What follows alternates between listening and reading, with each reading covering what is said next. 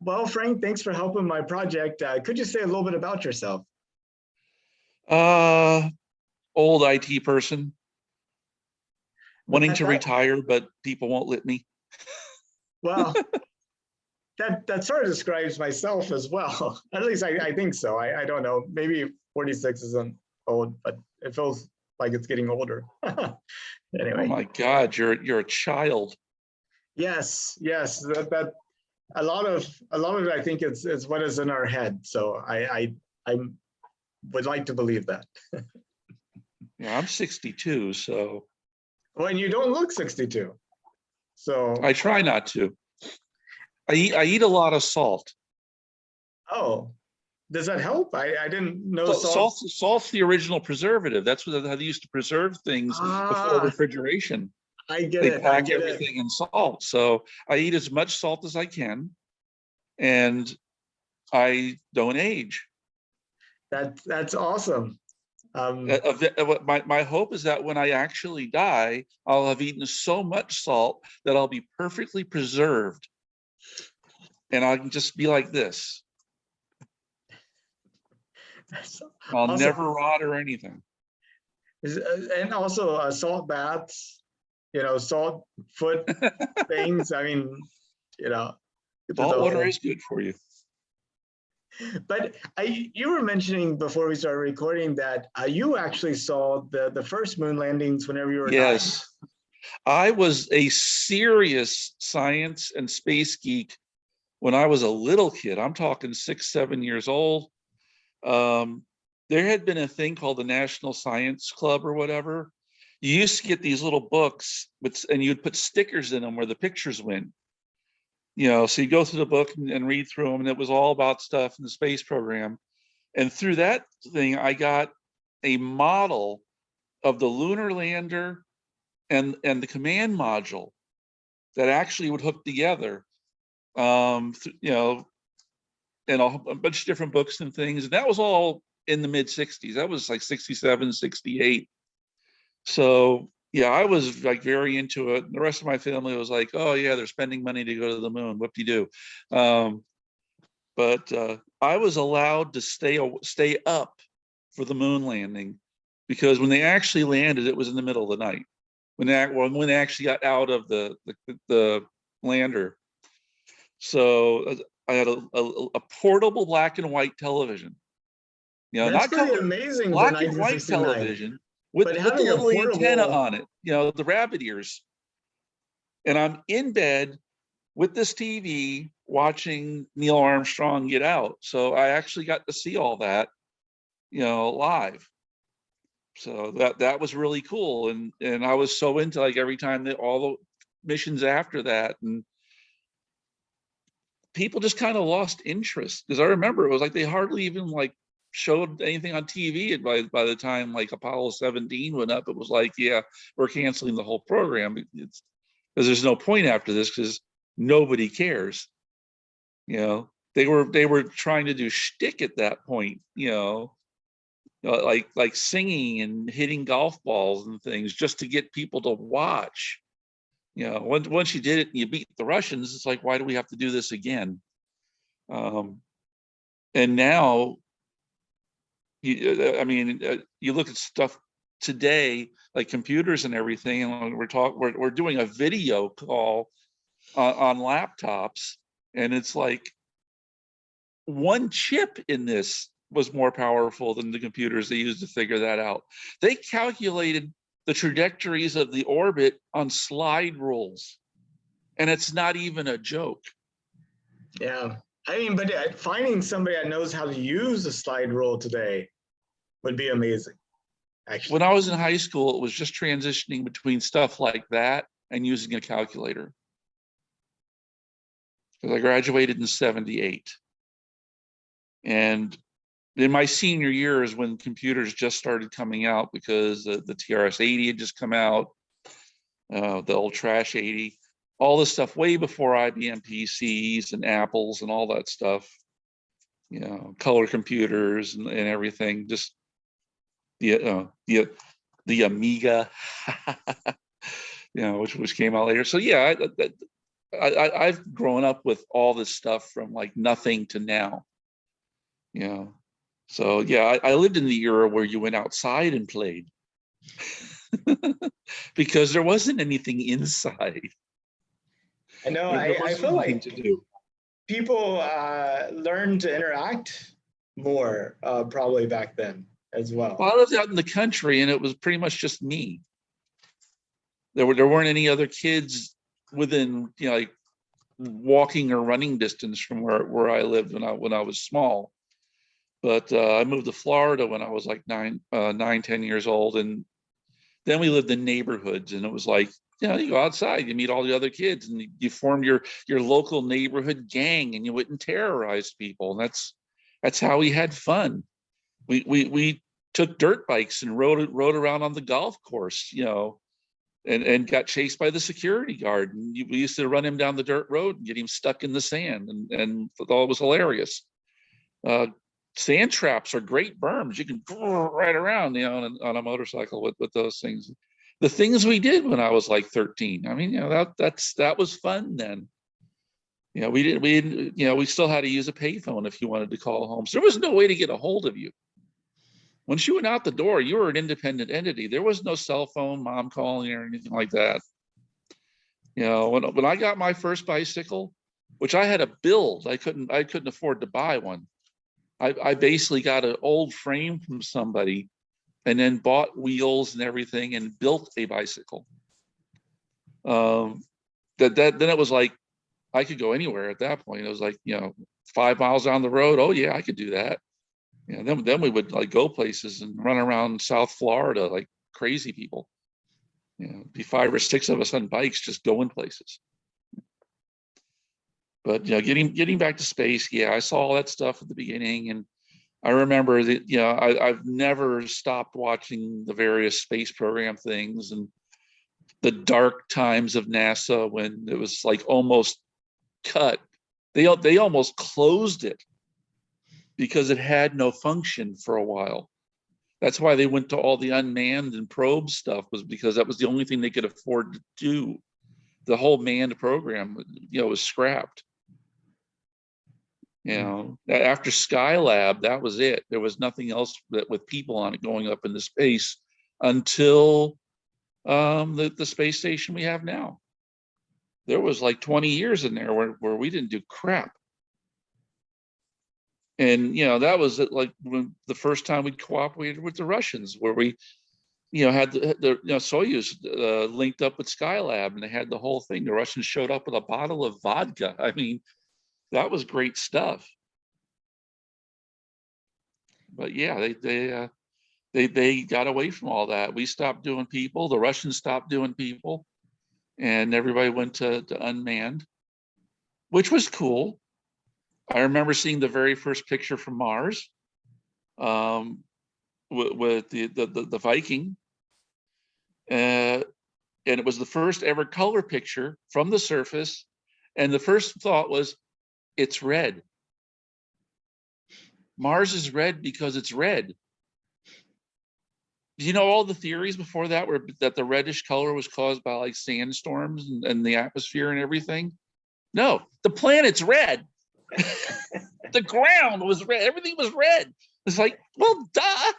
That would have been like if you landed on the moon and found out it was actually made of cheese. You know the man works for NASA, right? Yeah, but he wasn't even alive when they were doing this stuff. So you were interested and excited about us landing on the moon when you were 9, but the people around you were not. Why do you think you were excited? Like, how did you find out about it, and what kind of, you know, made you excited? I just had always, I was a reader. My mother was into stuff. She basically bought me like science books because that's what I wanted to read. It was science and science fiction. I went to the library at school. I went straight to the 500 section. You know, if you remember the old Dewey Decimal System, that's all the science books. And everything, all kinds of space and anything to do with dinosaurs. I originally wanted to be a paleontologist. Then I found out you couldn't make any money in it. So that's why I ended up in computers. But yeah, I don't know. I mean, that was Time Life used to have a bunch of stuff. They had a bunch of like book series that were all like science books, not quite encyclopedias, but each book was on a different subject. And my mother bought the series basically where a new book showed up every month. And and you would read those. And that's how I got into the science club thing. And then that had all the space stuff. I was an original Star Trek fan. TOS, when it was on, not in reruns, when it was actually on the TV. And I had I built all the models. I used to do a lot of airplanes, and of course I had all the Star Trek stuff. I had the original Enterprise that had the lights and everything in it that are worth like thousands of dollars now. If we only knew. Yeah. You ever heard the joke where this guy's, like kind of like sitting there sad and he's drinking his beer and, and the bartender asks him, like, well, so, hey, buddy, what's wrong? He says, I used to be a millionaire. And he goes, a millionaire? What happened? He says, my mother threw out all my comic books. Yeah. Because he had the originals of everything. Of course, that's why they're worth a lot of money. I wonder though if that would be true for comic books today. It feels like they're so mass produced that even in 50 years, there would be so many copies still. Everything that basically is collectible is no longer collectible. Because once collectibles become a thing and everybody got into it, everything became a collectible and everything's a limited edition and everything has a certificate of authenticity. Like, so you made 500,000 of them. Nobody cares. Yeah.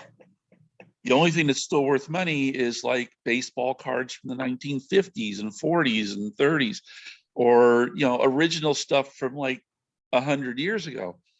But stuff that's been produced since, like, say, the 80s, for the most part, no.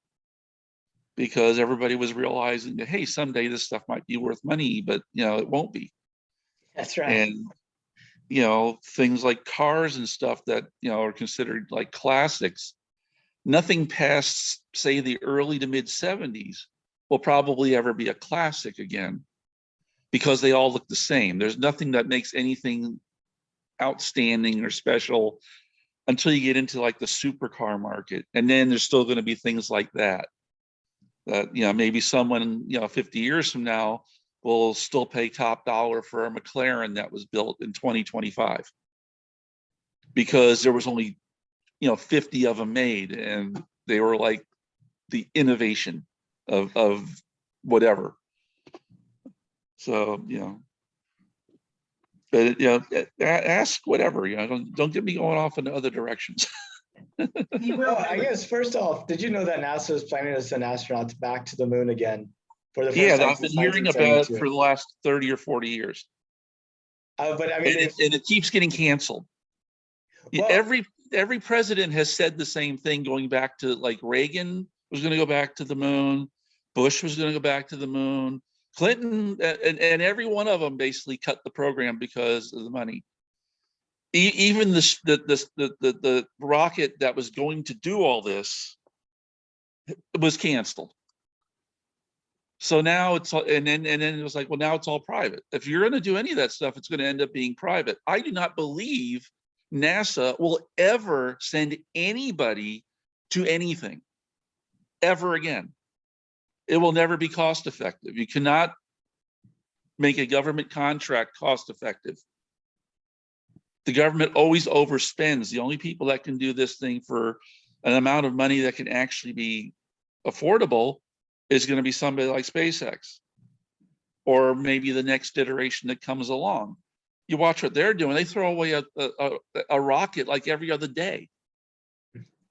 Starship 20 something is already going on the launch pad. It's because they can build them so fast and so cheap that they just build it, see if it blows up. If it doesn't blow up, then they go, oh, we did that right. And they build another one.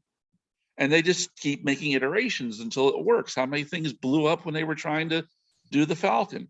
So NASA can't do that. NASA has one blow up and it's like they're set back for 10 years. So it's cheaper for the government to pay somebody else to fly satellites into space, to pay somebody else to take people to the space station and back. And all those programs that involve anything going up under NASA will probably be dead in the next 2 to 3 years. There won't be a single program left because they will not be able to do it cheap enough than industry will. So if you're working on stuff like that right now, you better start putting your resume out because it's not going to be there much longer. And as I said, I've been hearing this rumor and these programs and this stuff ever since Apollo ended. We were going to Mars next. That was the next goal. We would be on Mars by 1980. I was there. I remember when it was announced. 80, 82 at the latest. We would have people on Mars. We would land. Yeah, right. But considering the fact that I think the first American to actually go into space was like 1962, and we actually had them walking on the moon in 1969, going to Mars by 1980 would have seemed to be in line with that rapid progression. But there has to be a reason. See, you work for a government agency. Government agencies and the government is all politics. People only do what's politically feasible. In other words, what they can get the funding for and things like that. If it's not something that makes people jump up and down and go, oh, wow, we should do this, it doesn't happen. Politicians don't do anything that basically doesn't win them the next election. So you have to take it out of the politics. You have to take it away from politicians. And it took a long time to do that. And it's only now that we have people who have the required amount of, let's say, wealth and technical savviness, that you have competing companies now to launch satellites and probes and you name it, and they're becoming bigger and bigger and bigger. And the bigger they get, the cheaper that they can do it. And now there's almost no government on Earth who's willing to spend that kind of money. So even though some science might be going on, and there might be a few probes or satellites or something here and there that somebody like NASA or ESA or somebody's going to do, it's just not feasible for them to do any more than that. And you're going to see those agencies getting scaled back to basically an oversight office that just basically does contracts with vendors, because that's what that's all the money they're going to be able to get. No one is excited. We went to the moon in basically, less than 10 years because we had to beat the Russians. It was a political thing. It was, politics says we have to beat the Russians. We have to beat, the communists. We cannot let them get ahead of us because they put the first satellite up, then they put the first man up, and then they put the first lunar probe where they had the lunocods. So their next thing was they were going to put somebody on the moon, and that's the ultimate high ground. And we can't allow that to happen. We have to get there first and claim it.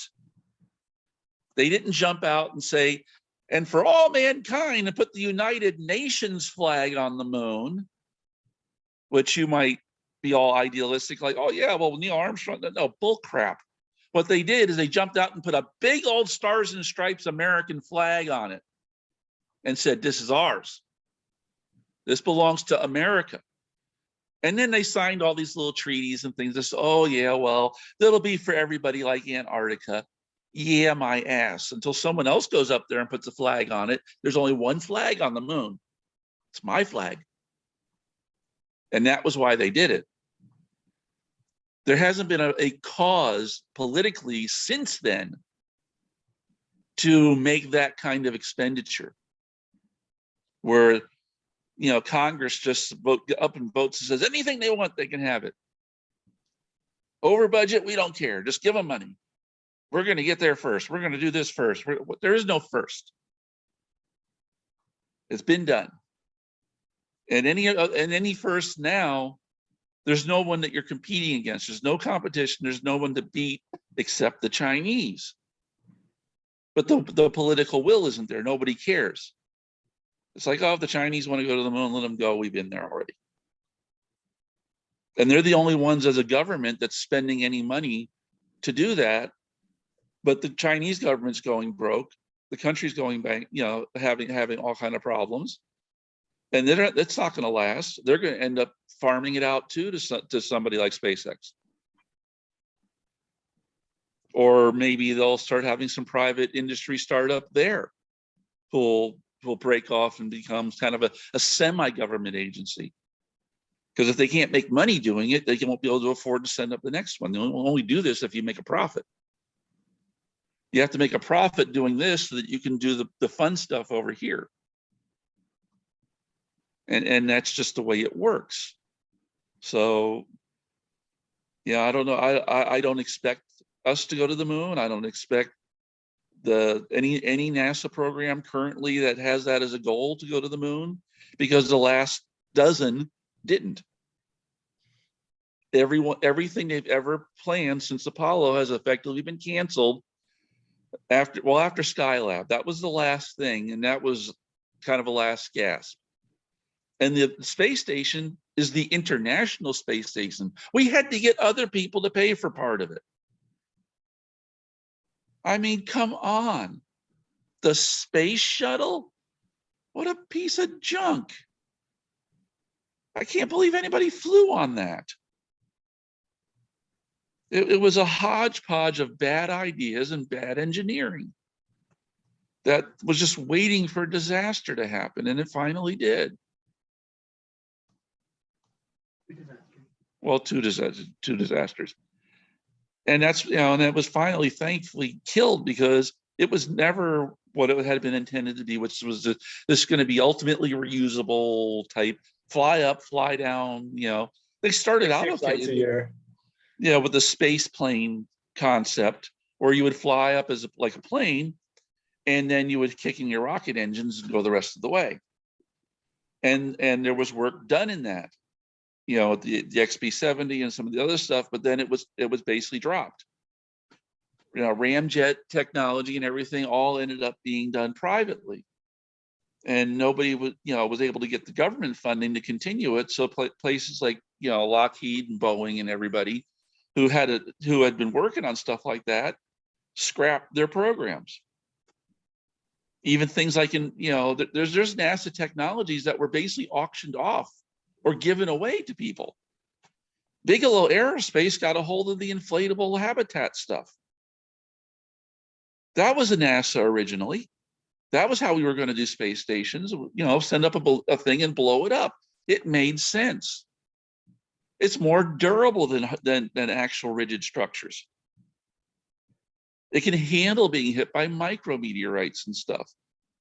There were self-sealing bladders. I mean, this is technology that makes sense, but NASA lost its funding for it.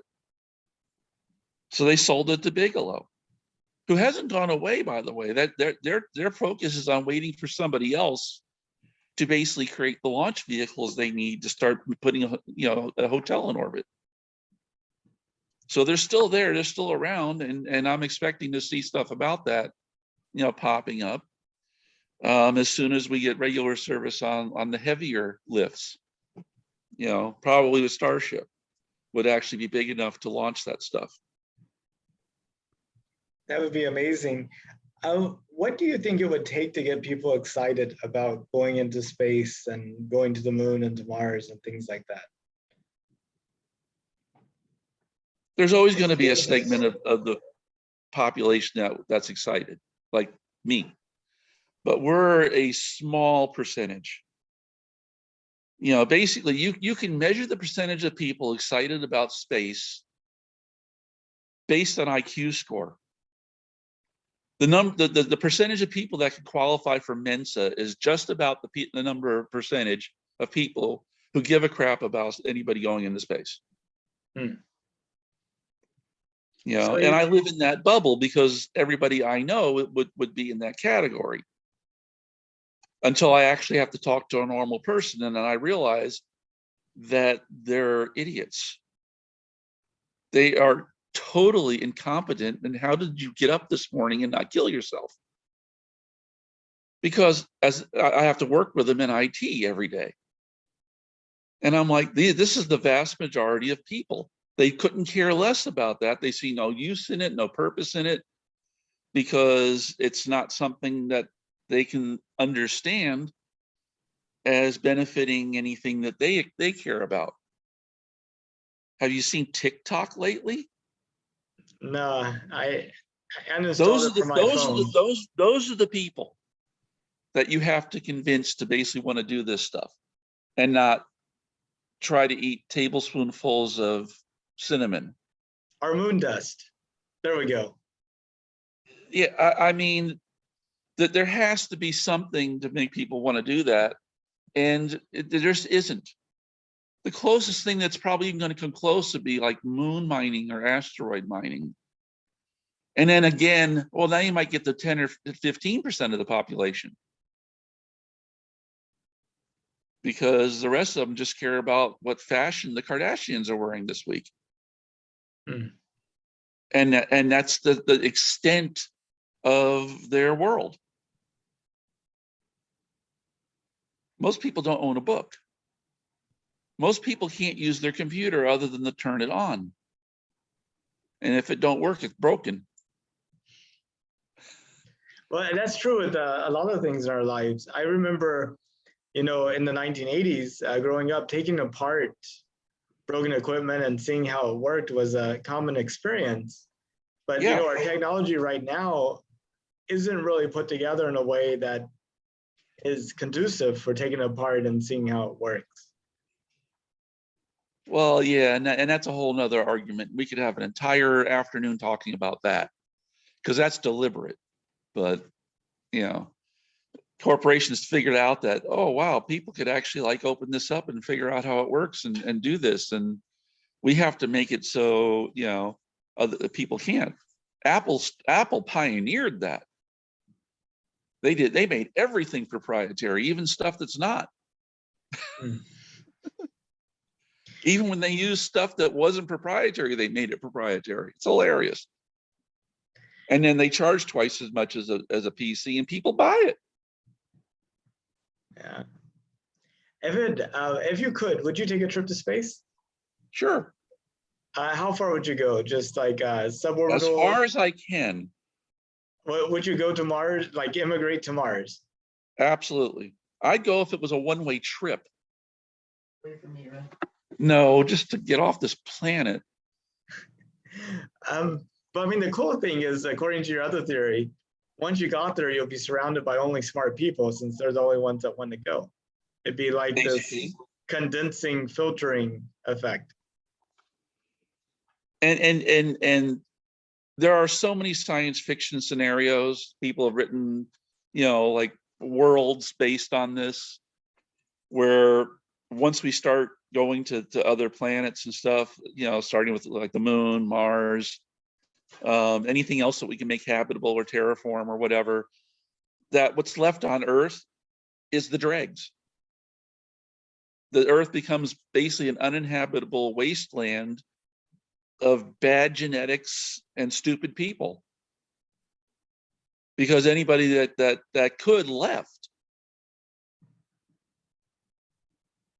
And this is even historical in some ways.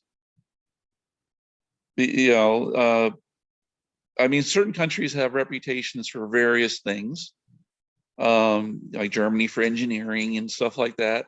But most of that goes back to like the 19th century or even earlier. And once the big immigration to the New World happened, who left? The undesirables, the people that didn't fit in where they were. In other words, the artists, the innovators, the thinkers, the people who just, weren't understood where they were at. And starting in like the 19th century and 20th century, like 90% of everything in the world that was like, revolutionary or new or great or whatever was invented here. Even if it's not manufactured here, even if it wasn't like, say, worked on and improved here, it was here. Now this is dying and people are leaving again to go to stuff. So, that's the way it's worked historically, and that's the way it's going to continue working. Kind of thinking that through a little bit more, in 200 years, where do you think humanity will expand to? I mean, because at some point you would see the same thing happen on Mars, and maybe then people move to the moons of Jupiter or the moons of Saturn, or they create their own orbital facilities. There may be an orbital movement. I think that we'll definitely have things like asteroid mining and other types of space mining. But I don't think you're going to see Mars become anything by that point past a bunch of domes that people live in. Because it would take hundreds of years to terraform something unless technology changes so radically, that we can do it faster. And that's if stuff does keep improving. So in, say, 500, 600 years, Mars might become a livable planet where you don't need special requirements. But even that's a stretch, because there's reasons for why these places are the way they are now. And you can't fix those things. You can't make Mars bigger. You can't make Mars have a magnetic field capable of stopping solar radiation. It has no atmosphere practically now because solar wind stripped it off, because they lost their magnetic shielding. Earth still has that. Venus has it. The most likely planet in the solar system to be basically terraformed is Venus, because it's got enough gravity. It has all the requirements. It has everything Earth had, at a time when Earth probably looked like that. And it's still in the habitable zone. And the planets are all slowly moving outwards. So in a couple of million years, Venus will be more Earth-like and Earth will be more Mars-like in a few million years. So right now you could make Venus livable and within a human frame of reference as far as survivable, because it will hold on to the atmosphere that it has. It has protection from solar radiation. It has all the things you need. You just have to decrease the atmosphere. Yeah, it's some way to thin it out. I know. And that's doable. That's even doable with current technology. It would take several hundred years, but you could do it, and that technology would keep improving. So our focus is all in the wrong direction. We're focusing on Mars, and we should be focusing on Venus. I think there's some renewed interest in Venus lately. So maybe we'll see more changes. And I think the difficulty with Venus is, it's destroyed every probe that's entered the atmosphere. Well, that's the whole thing, is you don't want to land on the surface. It has a very thick atmosphere, a very buoyant atmosphere, and you could easily put probes in Venus that stay high, that stay very high up in the atmosphere. So you could do a lot of work there without ever landing on the surface and dealing with those conditions.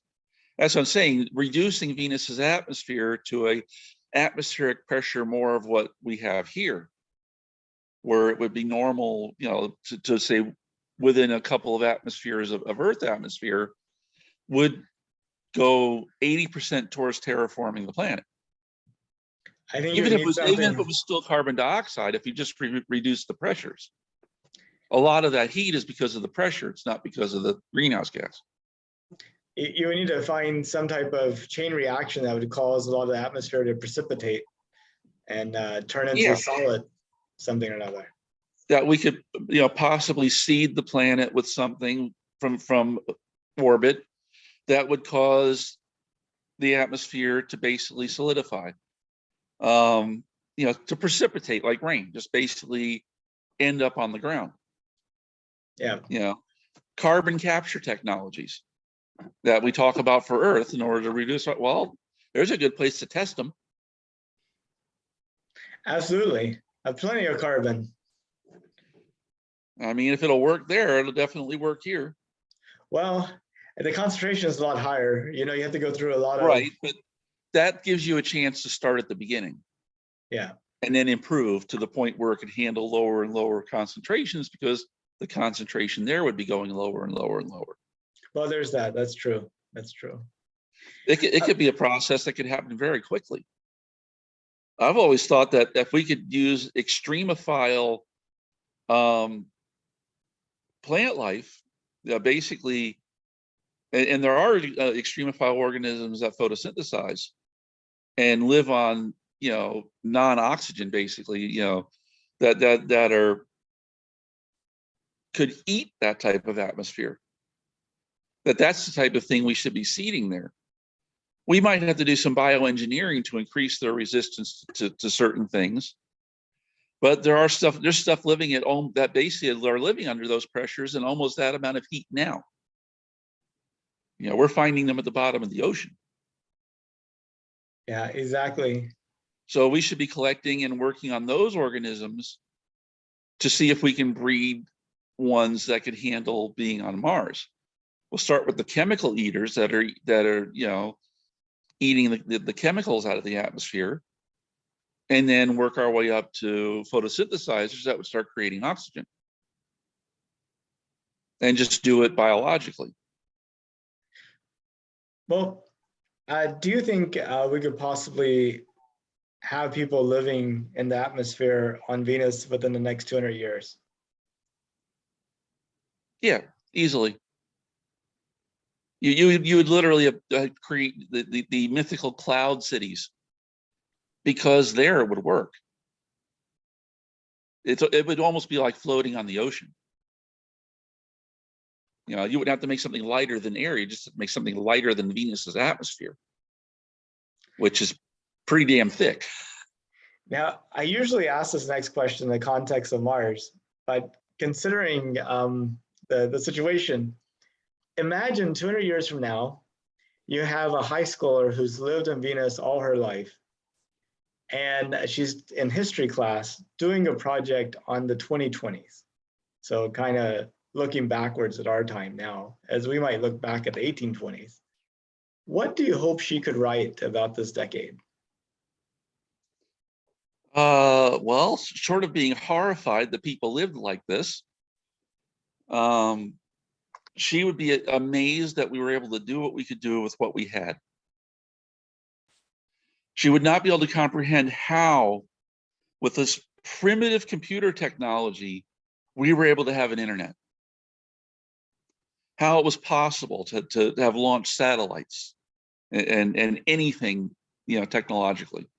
Because her frame of reference would be so much different. It'd be like us looking at the Stone Age and saying, how did they figure out how to make metal? When you think about coming up with alloys of iron, moving from into the Bronze Age and then the Iron Age, how? Who came up with that? Have you looked at recreations of how they had to smelt raw iron at the time? Mm-mm. It was like huge amounts of work to get something about the size of this, where they had to burn hundreds of pounds of charcoal. First, they had to figure charcoal out, which wasn't required for working bronze. But to get the heat required to work iron, they had to figure out charcoal actually burned hotter and how to make it. That's a process in itself. They didn't understand things like oxygen and stuff. You know, they just kind of knew that, well, if wood was partially burned, you ended up with something that if you lit it again, it was even hotter. And then they learned that if you put it inside something and then heated it up where the air couldn't get in, it would off gas, and what was left over would burn hotter when you burn it, because it didn't ever catch fire. It just baked it, and that's, you know, making charcoal and then coke. And that was all required to basically work iron. And they used to basically have these huge stacks that look like a chimney, like 10, 20, 30, 40 feet high. And they would fill them with charcoal. And they would mix iron ore with that as in layers and set all that on fire, and iron would melt out the bottom. It would kind of trickle out of the bottom. And you had to keep adding this charcoal to it to keep the heat up and keep adding more iron ore. And they would work all day long, and they would make basically a little fist thing of iron, which wasn't very pure. And then they would have to work that and work that and work that to get the impurities out to the point where you could make something that wouldn't just break. None of that's intuitive. It's almost like someone just dropped out of nowhere and said, this is how you do it. You know, who figured this out? No one knows who figured this out. You know, we have gaps there in that technology. We just know that, well, this is how they did it, because we can find the sites where they did it, and they wrote a lot of this stuff down.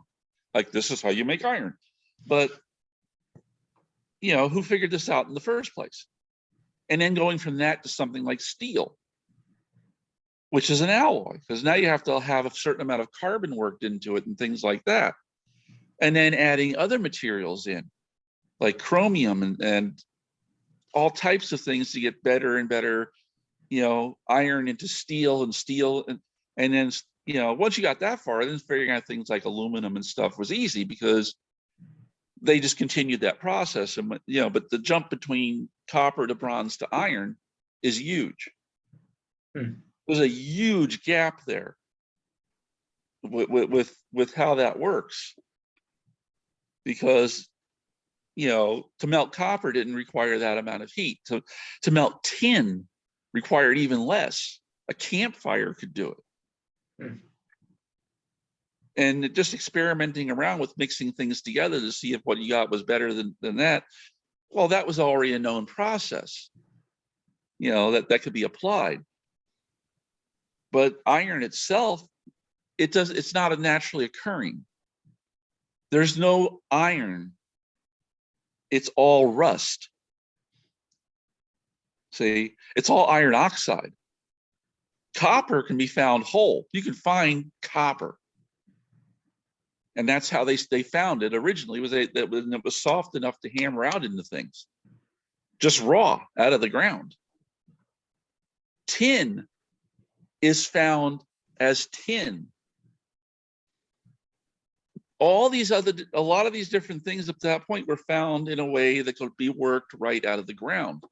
Iron's the first one you had to take an ore, and you had to extract a metal from the ore that looked nothing like the ore. Okay, who got that idea?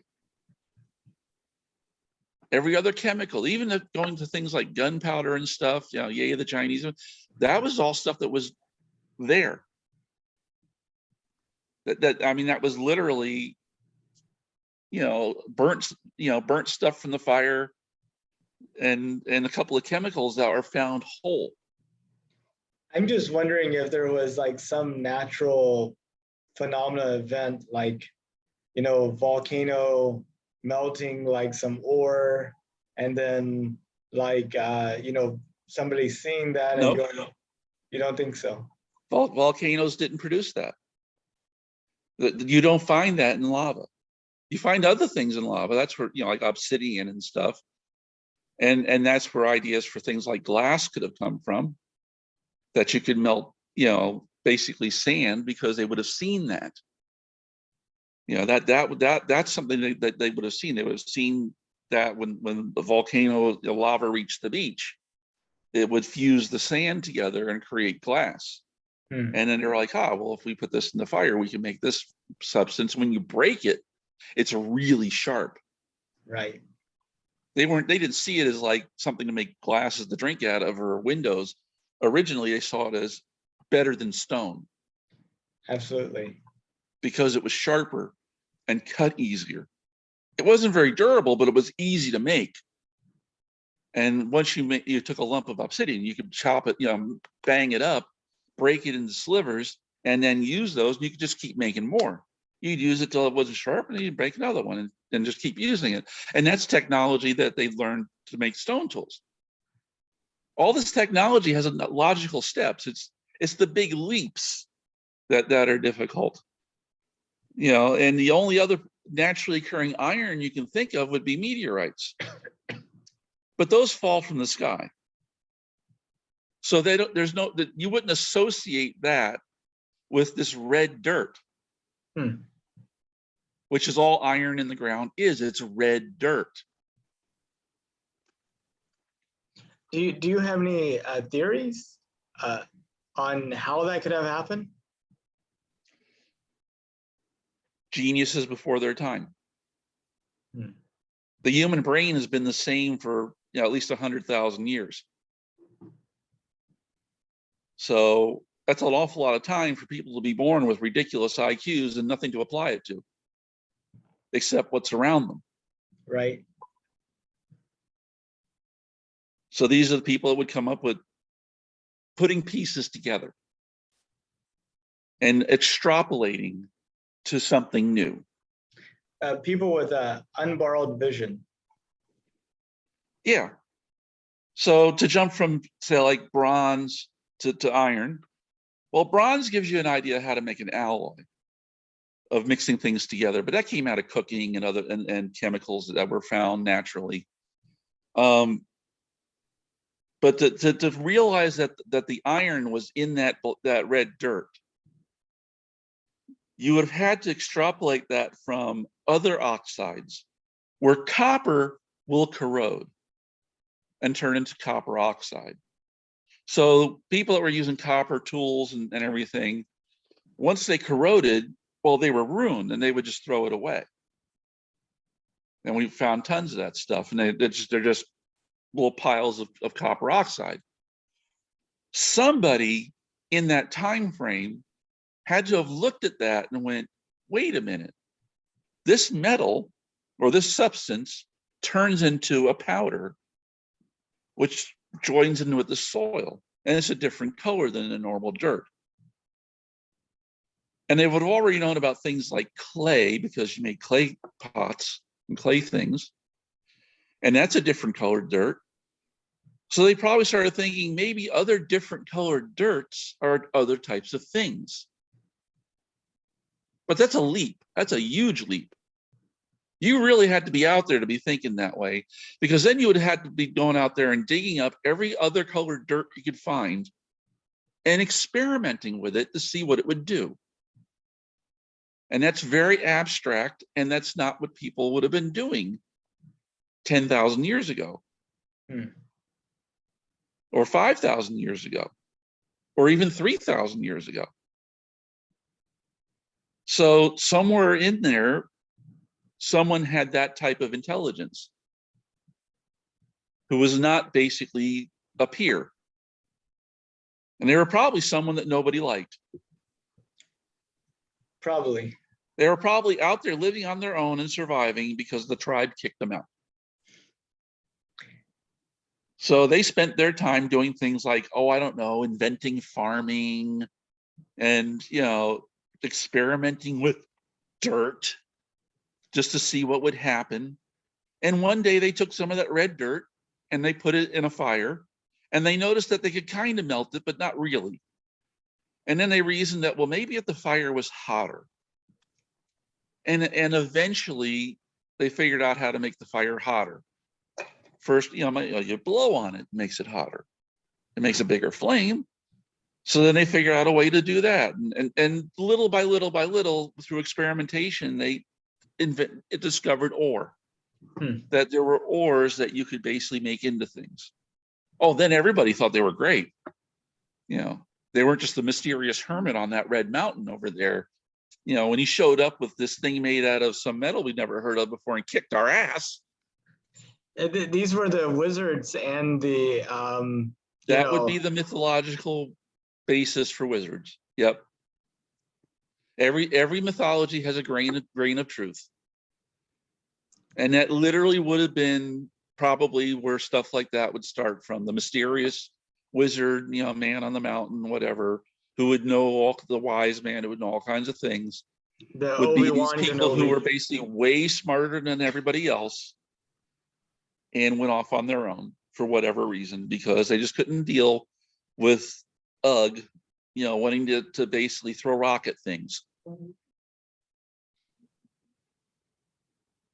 No, it is an interesting thing. And you know, whenever you get these smart people working together, concentrated, you know, I mean, places like Mars and the moon might be like modern day equivalent of like tidal pools in terms of getting essential elements together to produce the next. They're going to be in a way, but I think too much of their time is going to be spent surviving. That most of their work effort's going to go towards their personal space, you know, making the colony survive better. So they might come up with a lot of innovation in a very narrow field. And it'll be a long time before that reaches out, but eventually it will. You know, I'd say more 400 to 500 years from now rather than 200 years. 200 years, I think people would just be comfortably living under domes, but still working on terraforming the planet.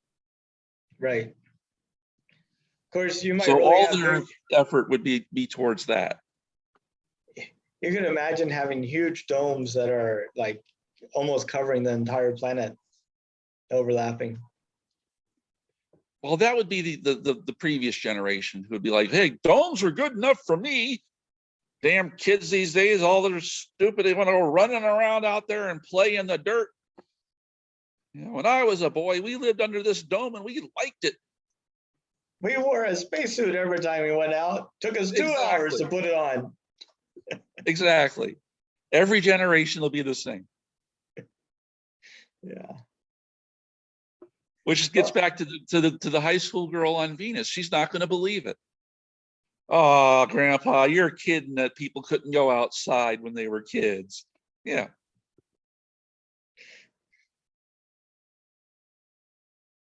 So I hope she believes it that way, as opposed to, I can't believe people on Earth actually went outside without domes, you know. she's probably going to believe that too, because Earth might not look too good by that point. It's true. You might not be able to breathe the air here in 200 years without wearing a respirator. Yeah, the future is a chancy thing. You know, it's like the choices we make as a group will shape that future. And, you know, I mean, I just was listening to an NPR article the other day about how plastic really isn't recyclable. That the, you know, the recyclable symbol is like the ultimate, you know, kind of gaslighting thing. Most of that plastic ends up in landfills, and there's almost no plastic that's produced from previously used materials. You want to know something even worse? Not just plastic, even things that are actually recyclable, most of it doesn't get recycled. Most of it gets shipped to China on large barges because we pay them to dump it on their land because they have a lot of empty land.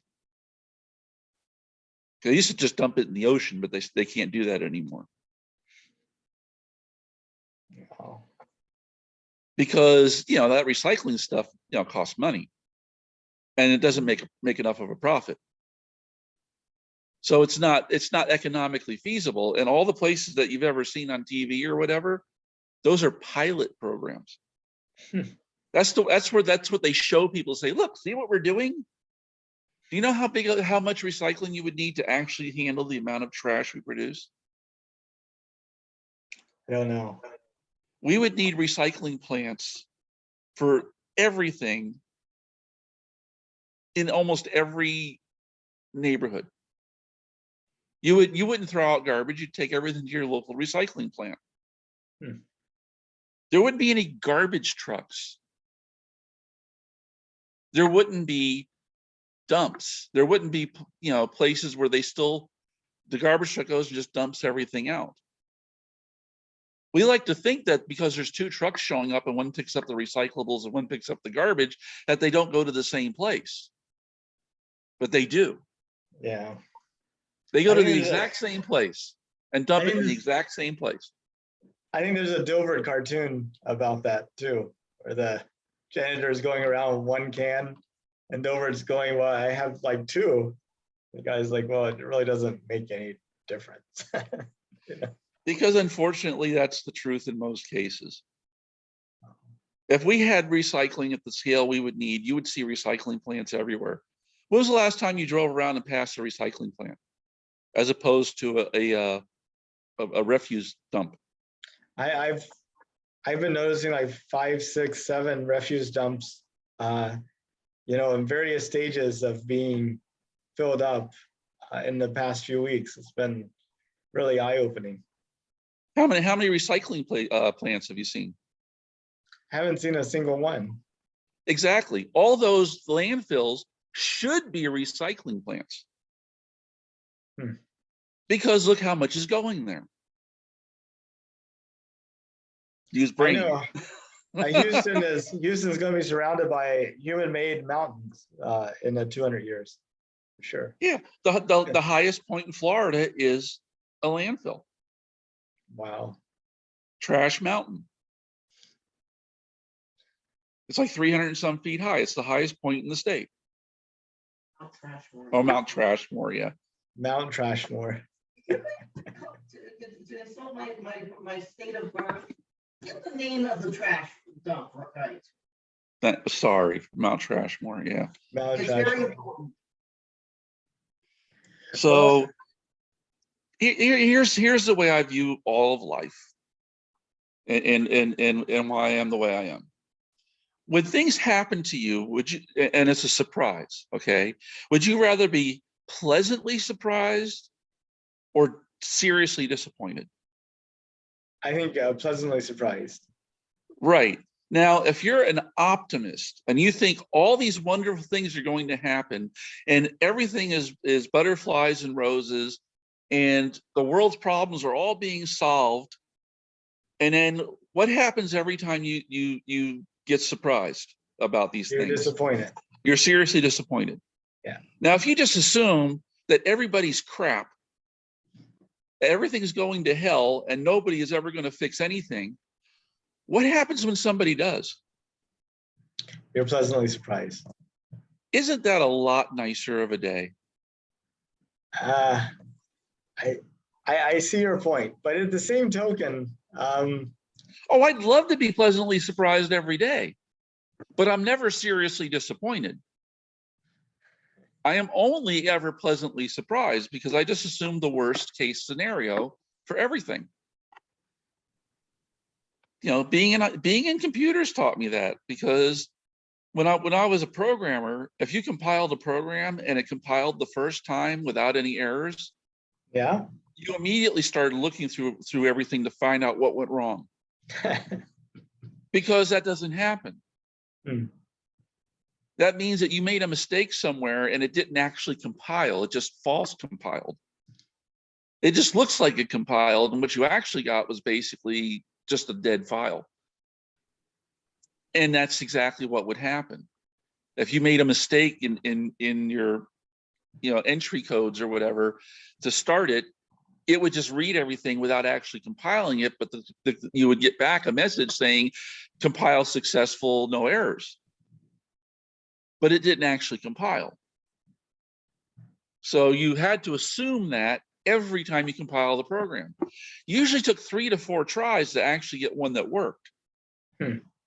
You expected to see errors. You expected to see a disaster every time you did that, because no one can type, 1,000 lines of anything without typing something wrong.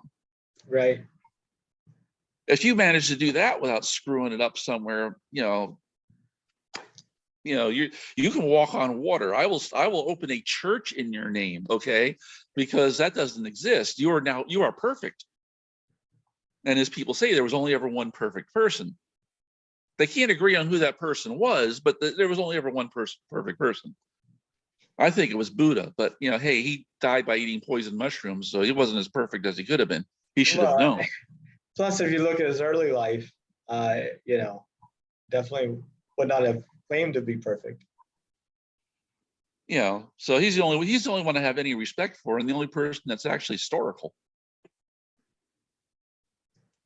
Well, maybe Muhammad, the historical Muhammad, not the one that people think he is, because he came up with the world's greatest conquest plan.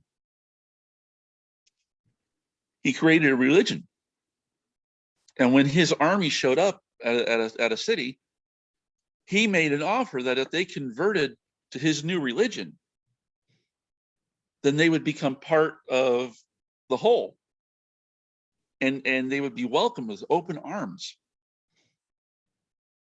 If they refused, he would kill every man, woman, and child. And then they would just wait. Like they say in And The after Godfather. the first couple of cities, after he destroyed like the first two cities, I think, everybody else just immediately converted. Like they say in The Godfather, he made them an offer they couldn't refuse.